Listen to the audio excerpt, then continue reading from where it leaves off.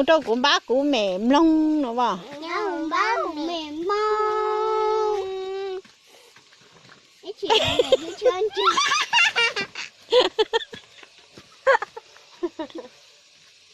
là cái hay luôn ạ yeah yeah qua lùa nó dùng xe ly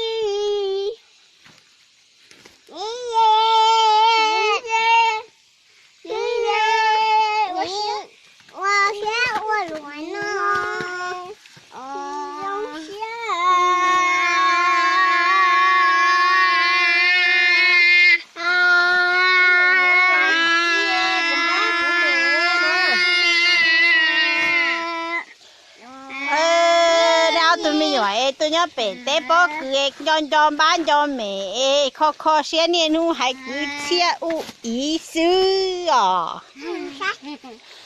chỉ tôi sai cái chứ hành để lông rồi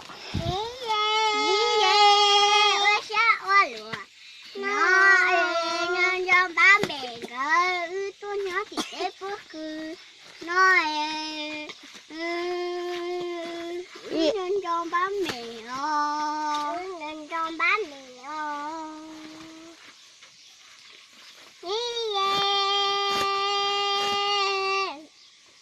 ôi kia ôi loại nó ông nói thì sao chị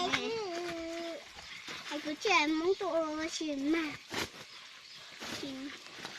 nói thì còn nặng